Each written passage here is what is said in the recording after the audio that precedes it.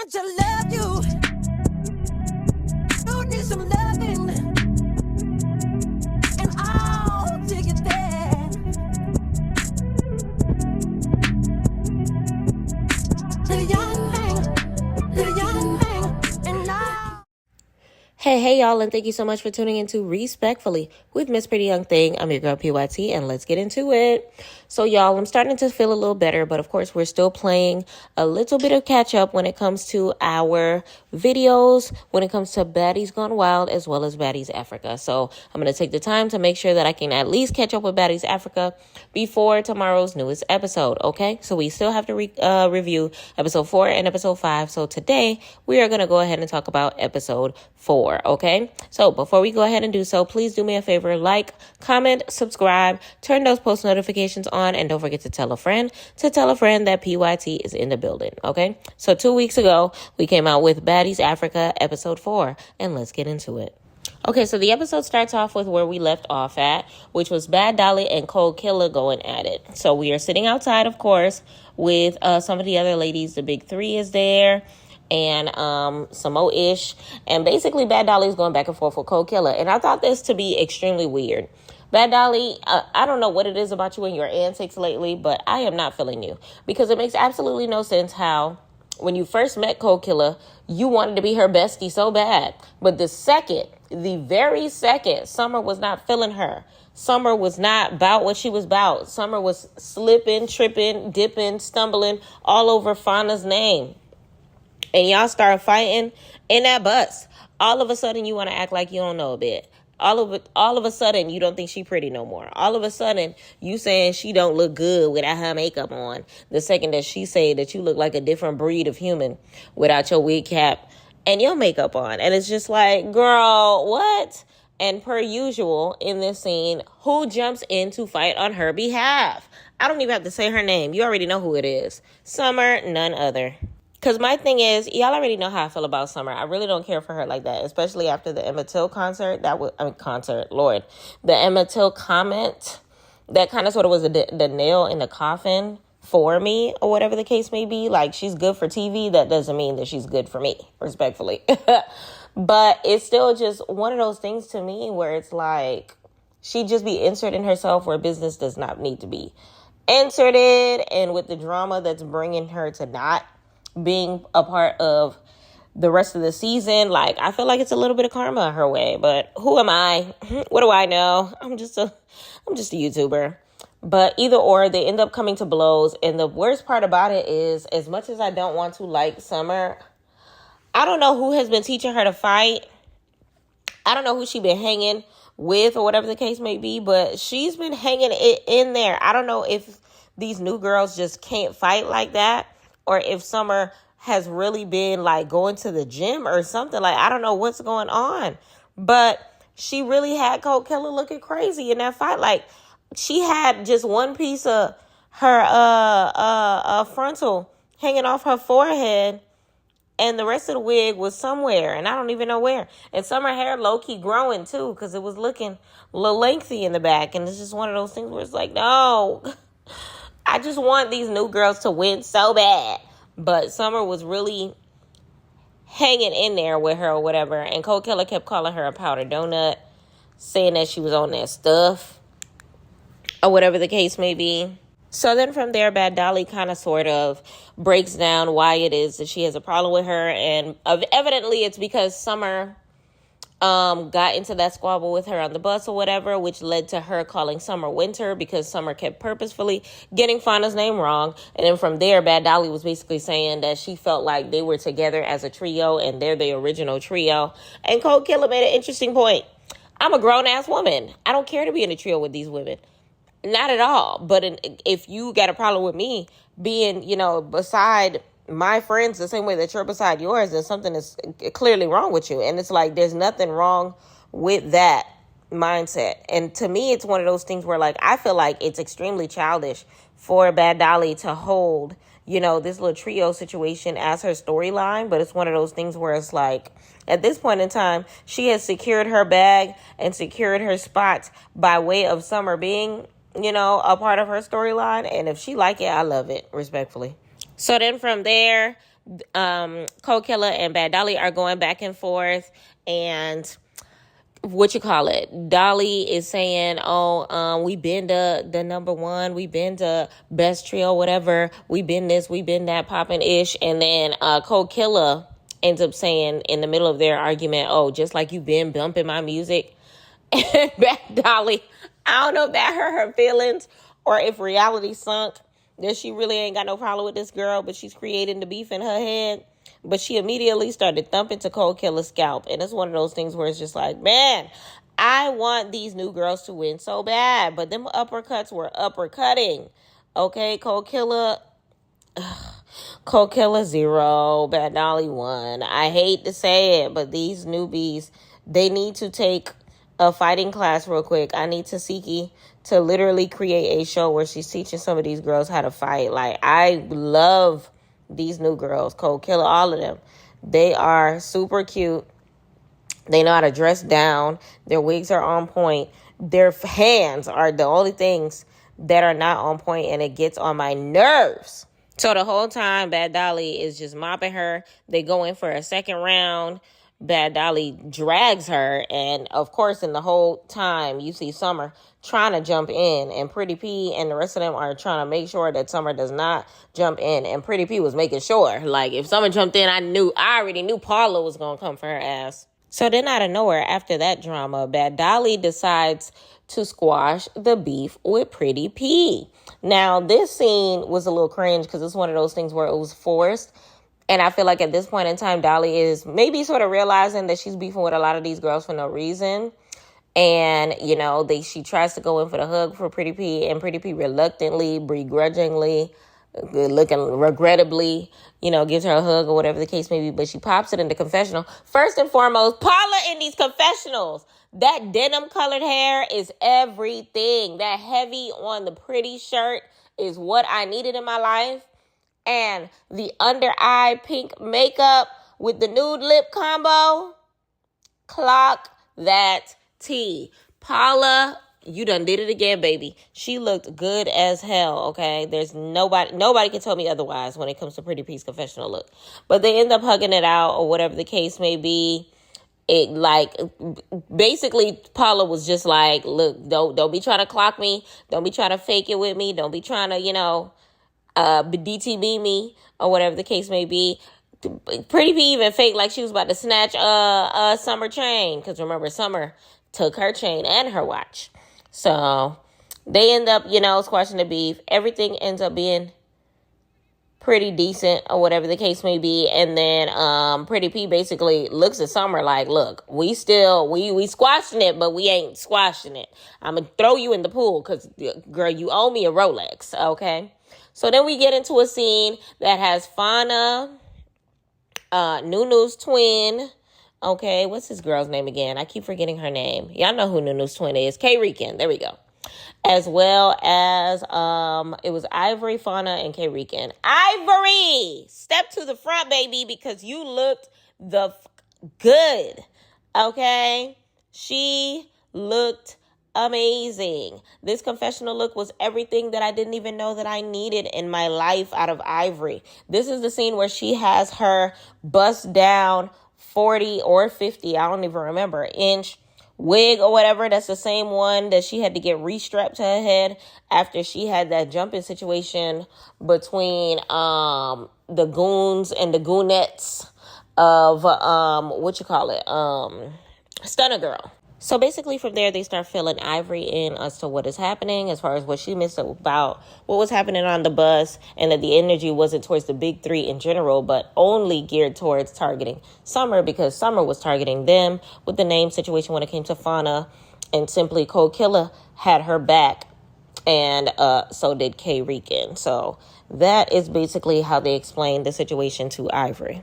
So then from there, they ask about Elsie. So, of course, Elsie had that situation when it came to K-Rican, and she asked her whether or not, that was squashed or whatever, and she said, basically, it ain't no squash. It's still up, or whatever the case may be. She felt like it was very PUSSY of Elsie to try to attack her while she was feeling under the weather, or whatever the case may be, because remember, after the fights or whatever, she had, took a little hiatus from the rest of the evening when Elsie was wilding, trying to get her to fight or whatever the case may be.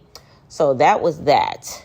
So then from there, they basically said that they didn't got no smoke with Big Lex or whatever the case may be. It's just, she's collateral when it comes to fighting the big three, when it comes to Bad Dolly and Summer. They ain't got no problem with her, and they had no problem with her jumping in for her friends or whatever.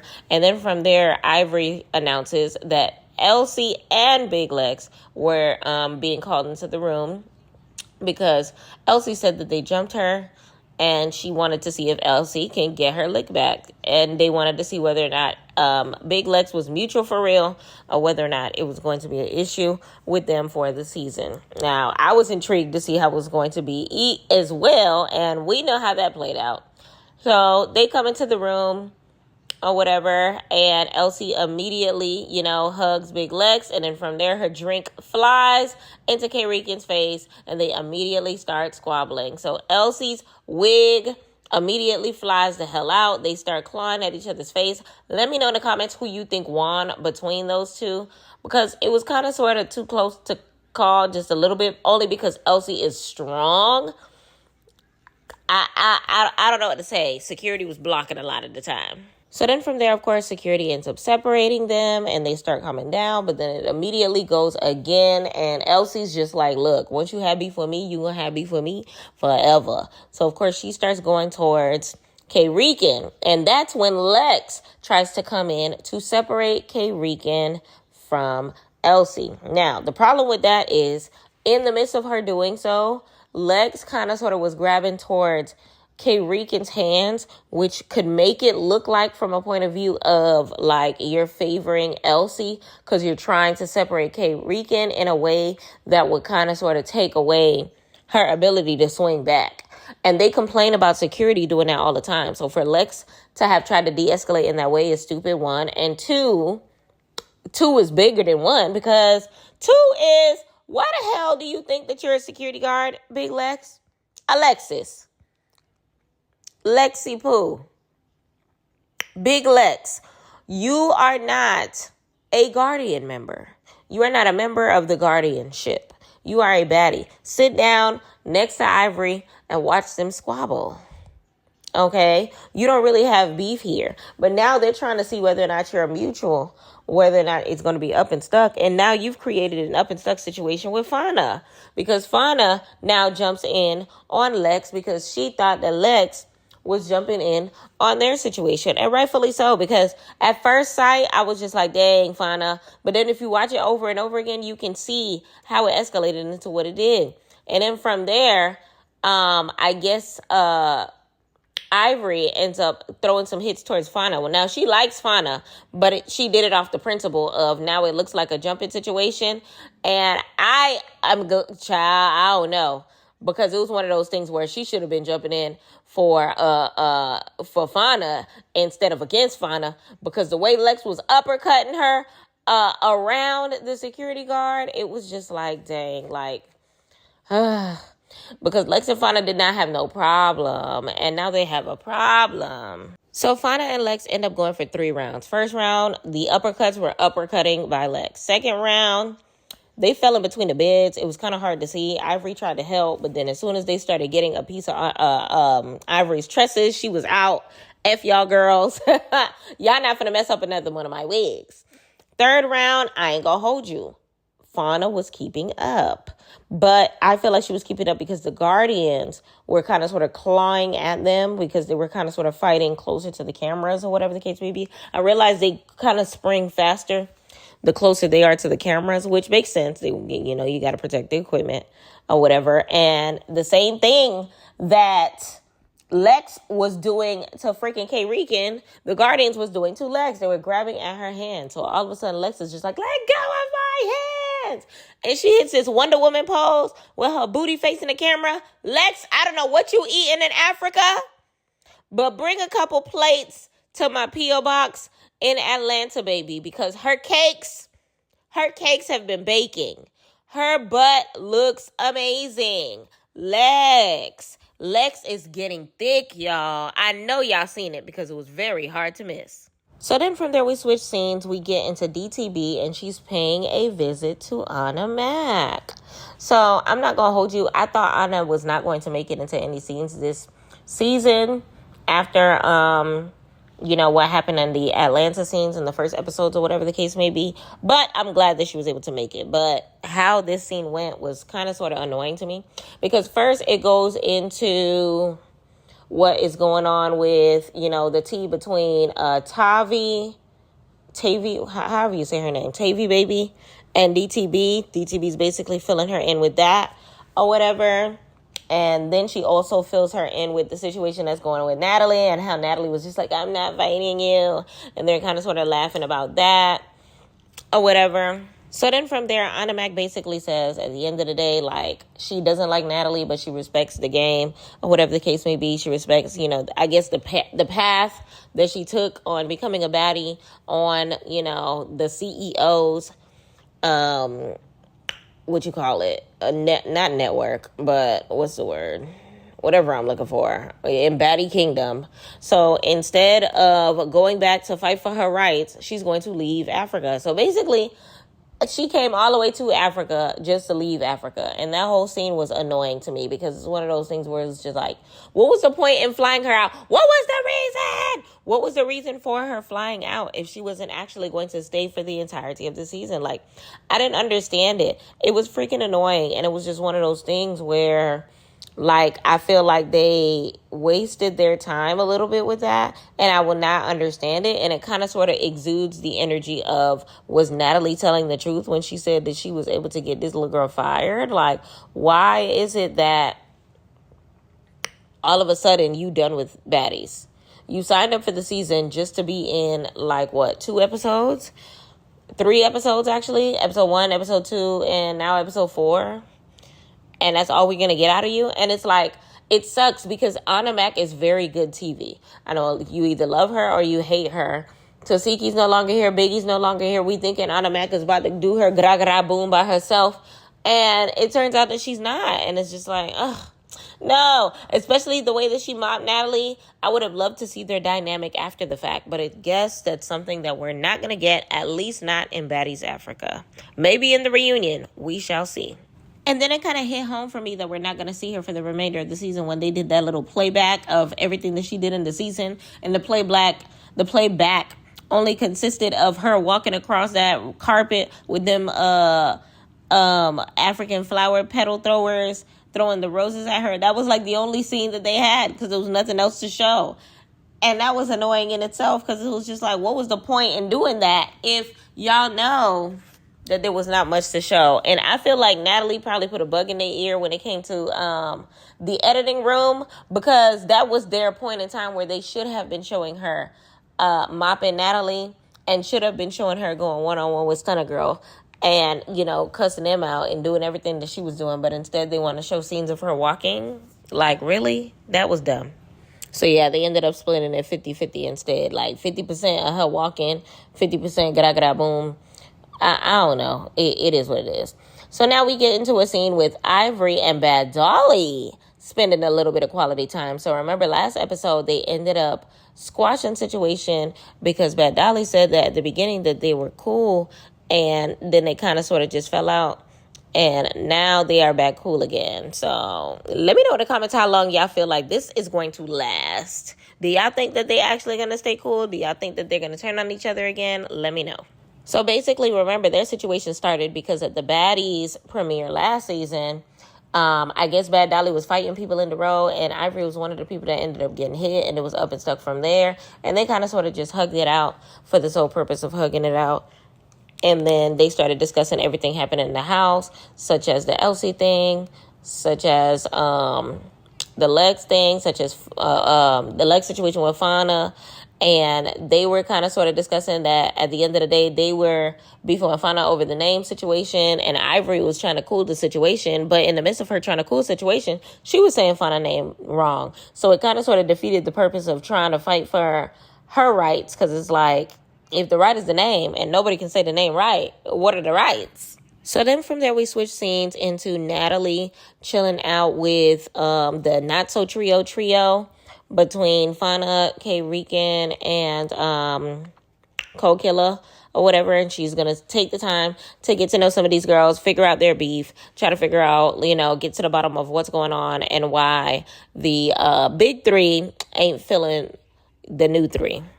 So now Natalie is basically trying to break down for them, like, it's time for us to have a house meeting. Y'all already know what that means. Because they need to kind of sort of get everything in the air. They need to release all of this energy because they need to go to a booking tonight. And they cannot be fighting in these African clubs because they do not play in these African clubs. Okay? So now the next set of people are meeting with Natalie. And it's Tavy, Elsie, and Russian. So basically, they're all sharing their issues. Of course, Elsie has a problem with K-Rican because K-Rican was talking behind her back. Russian has a problem with K-Rican because they were gossiping behind Elsie's back. But then by the time K-Rican told Elsie about the situation, she realized that Elsie only knew half of the story because K-Rican, I guess, was trying to paint Russian to be the bad guy. And, of course, when it comes to Tavy Baby doesn't like the fact that Elsie was getting ganged up on, and now she's ready to fight. So, of course, everybody starts coming around because Natalie calls a house meeting. So she rings everybody starts coming up or whatever, and everybody sits on their respective sides. You see Rolly sitting in the middle because Rolly ain't got no problem with nobody this season, okay? Ivory comes out with Pretty P, and DTB sits next to them. You already know. Natalie got some lip for DTB. Listen, DTB is disturbing these bitches, and these bitches is Natalie. So she sees her sit next to Ivory, give her a hug, and she's like, oh, why are you sitting over there? She said, I need to sit next to my trio, which is an innocent statement. But Natalie, of course, has a problem with it. So either or, Natalie is now basically saying that this trio got a story, that trio got a story, everybody got a problem with everybody.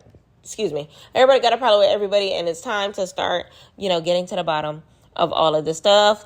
Summer can't get this girl's name together, and Natalie's just like, look, we got to figure out these beefs. We got to figure out what's going on because we need to go out tonight. We have a booking. We have to have this house meeting, respectfully. So basically from there, all of the ladies are screaming, pleading their case for whatever beef that they got. And Tavy Baby stands up and she looking like she wants that about Elsie. And the rest of the girls are kind of shocked because it's like, when the hell did y'all get that cool for y'all all of a sudden to be, trying to fight for her honor or whatever.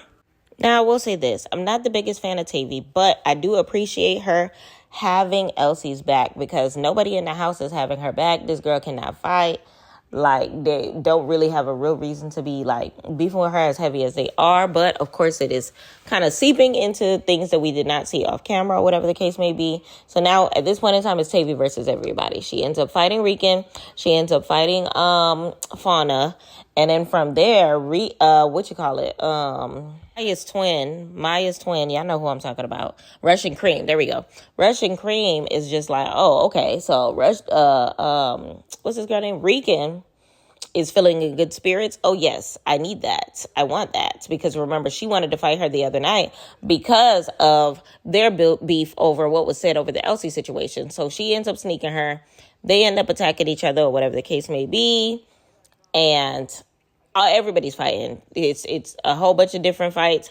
And the whole time you see Ivory cracking up, like she wasn't necessarily dancing, but she was hype about the circumstance. And then you look over, you see Rolly smoking her blunt and just like heads in beds, y'all. Heads in beds. Y'all need to get this thing going so that we can go. So then by the time they start separating and kind of sort of breaking everything up, of course, we get a sneaking situation. We got Elsie standing up for her rights against Rican, and she snuck her. At this point in time, it is what it is because y'all keep screaming, ain't no rules to fighting. I don't care who jumps who. Just do what you got to do. Just do what you got to do. So they end up going, whatever the case may be, and Elsie ends up overempowering in the situation. Elsie is a strong girl. So Russian Cream and Elsie end up fighting or whatever the case may be. Child, everybody whooping everybody. Welcome to Baddies, okay? So, I don't know. But Rolly over here smoking her thing, talking about something. Y'all drunk? What's going on? What's going on? And even in Scotty's confessional, she's just like, there's no reason for there to be all of this craziness because y'all barely knew each other. Y'all just met. Scotty looked wonderful. Looked wonderful. Looked wonderful in that confessional. I do say so myself. So now we follow up with Tavy Baby versus Cold Killer. Lord, Cold Killer, I love you, but I'm going to need you to learn a lesson from Scotty's book in the last reunion. Sometimes the kick, you just got to put it in your back pocket. Remember when Scotty fell over at the reunion for Baddies Midwest and ended up slipping, and Summer ended up getting on top of her, and Dolly ended up trying to get at that, and then Ahna ended up trying to get at that, and then Lex tried to get at them, and it turned into a whole everybody whipping everybody situation. It was giving that, except this time that everybody that was whooping you was a party of one, because Tavy grabbed her by the ankle, baby, and started, I came in like a wrecking ball. She started swinging her and just pounding, and it was just like, dang, like, Cold Killer, I want to like you so bad. Everything about this girl aesthetic is it. Like, she's that girl, but she cannot fight. And then in the in the confessional, you could swear up and down that she is winning all of these squabbles, and it's just like, whoa, the land of delusion that she lives on is a place that I would like to be, because she does not have any idea that she's losing. You are losing, baby girl. So then from there, of course, Natalie is just like, calm down, girls. We're just trying to figure out what's going on. We're just doing this so that we can get to the bottom of everything, or whatever the case may be. I just want to know what is going on. My head is spinning. So then they end up calming down, and Natalie's just like, look, I thought these two had an issue, but all of a sudden y'all have an issue. Trying to figure out why her and Tavy got the issue situation. Then they're trying to figure out who jumped Elsie and who approached who, or whatever the case may be, in the middle of Rolly trying to kind of sort of break it down and understand it. Then Russian Cream interrupts her, and Rolly little girled her. And then from there, child, that was just an interesting circumstance. I'm not going to hold you, because the way Rolly be talking to people sometimes is just like, chat. So then Natalie went to Summer and was just like, and you, Summer, you did not apologize for messing up her name. I'm going to need for you to give her an apologize. And Fauna was just like, I don't need no apology from her. And Summer was just like, I ain't going to get no apology, Fauna. And Fauna was just like, you said it right. Hello? And Summer talking about something, don't ask me to borrow. Girl, you finally said it right. Let's just acknowledge that. Let's just do it. So then from there, Natalie's just like, I'm skeptical of taking y'all out. Y'all not gonna embarrass me. I don't know what type of, stuff that y'all on. We trying to figure out like what's going on. Can we leave the drama at the house, or are we not going to be able to? And then from there, Summer is just like, yeah, but right after this. And she starts immediately fighting K. Rican, okay? So, child, it was up and it was stuck. She said that she needed that. She said that she wanted that. And Summer just inserted herself, because there's no reason for her to have a problem with K. Rican, because what beef did they have together?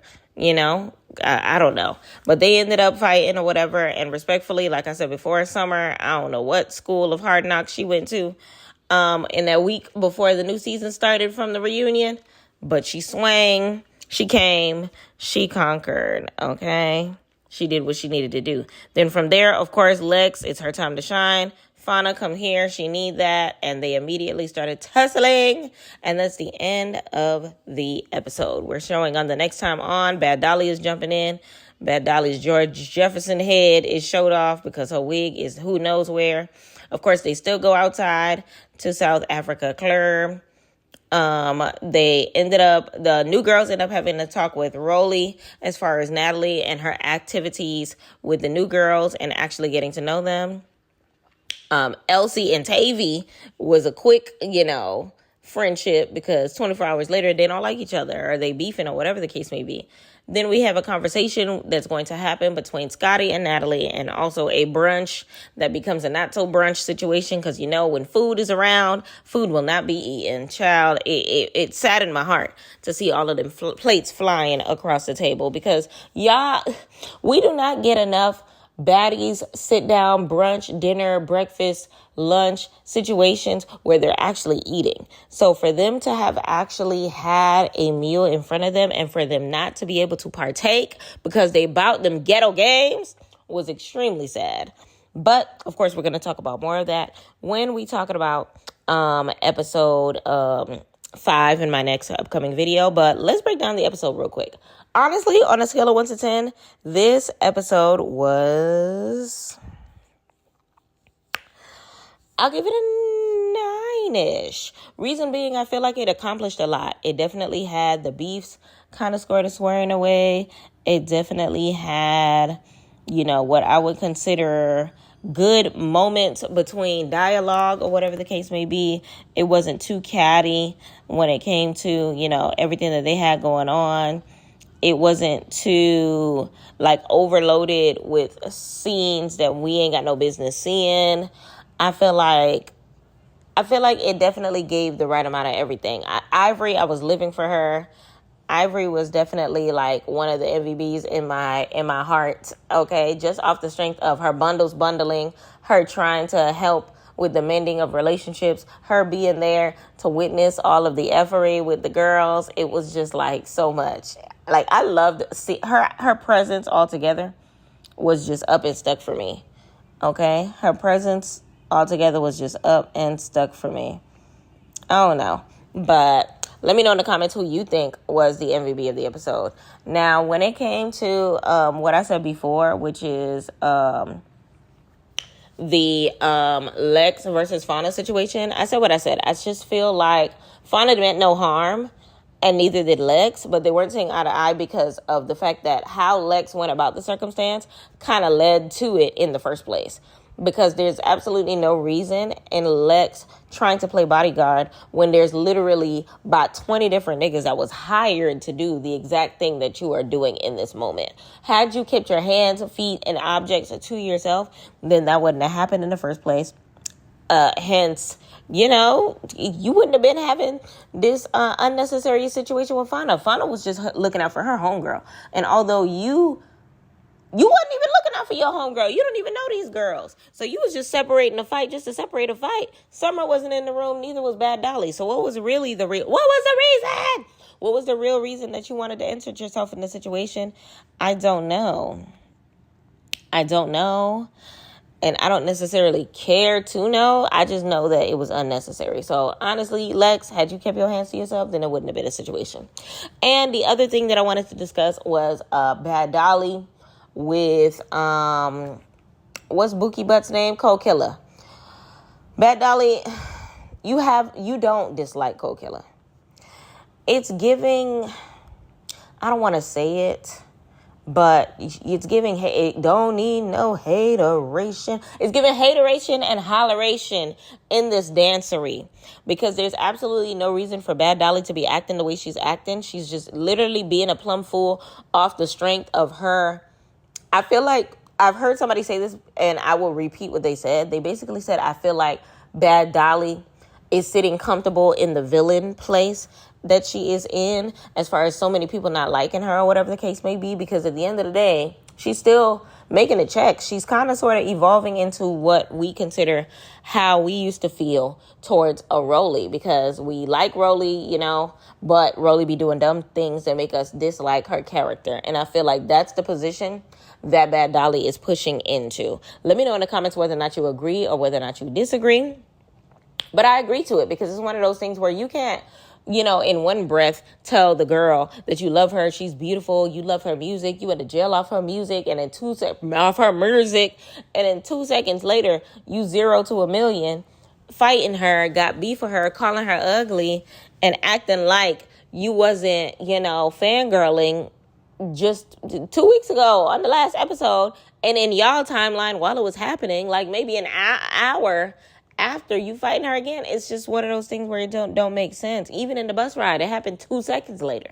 So I don't know. They just need to figure it out. As far as Bad Dolly needs to figure out, like, whose side are you really on and why?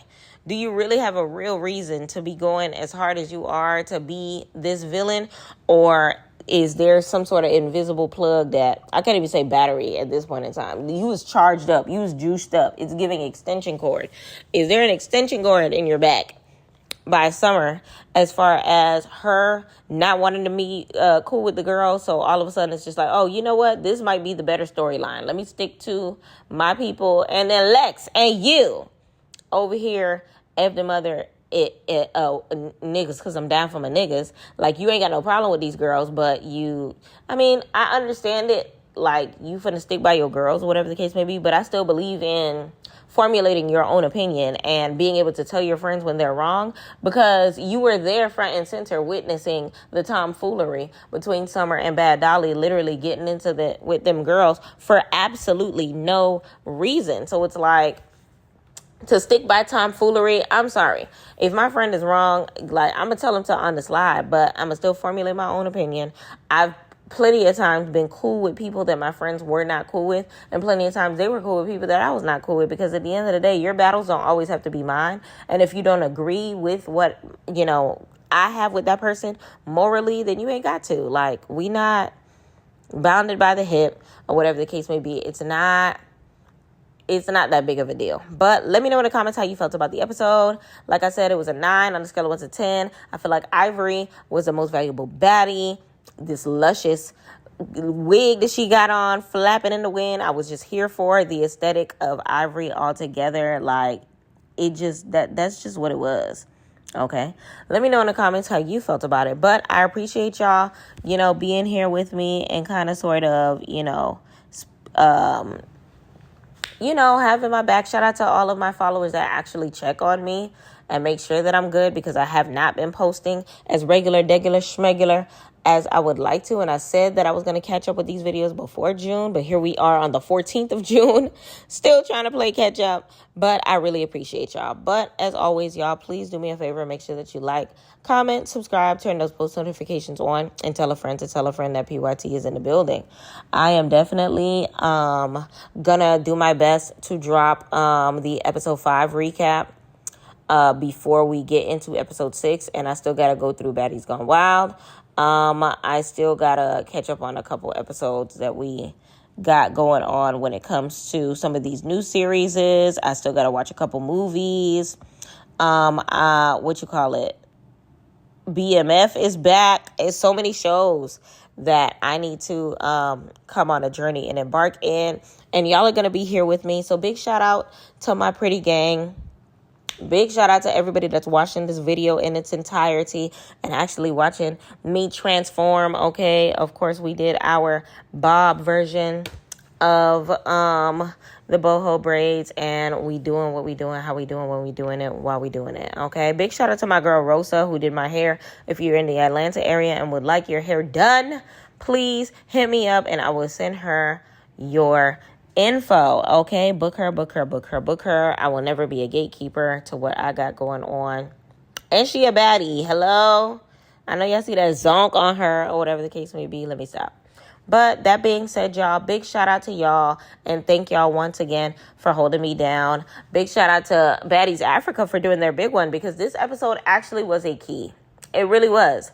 It really was. If I were to put a battle between the two, Baddies Africa and Baddies Gone Wild, I'm still team Africa. Although I want Gone Wild to kind of sort of pick up the pace. They're slowing down a little bit for me, but I think it's Natalie's presence that's killing me. I'm not going to hold you. But let me know in the comments how you felt about that series as well as this one. Let me know in the comments where you think that they're going to embark on their journey next when it comes to the Baddies franchises.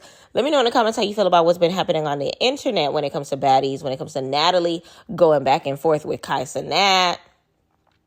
when it comes to, you know, some of the beefs that have been overlaying and going into, you know, the streets, when it comes to even them having their live reactions or whatever the case may be. I might, if I'm available to on Monday nights, watch those on live on Twitch. Let me know if that's something that y'all would be interested in watching. And if so, let's do it. But all in all, thank y'all so much for watching PYT TV.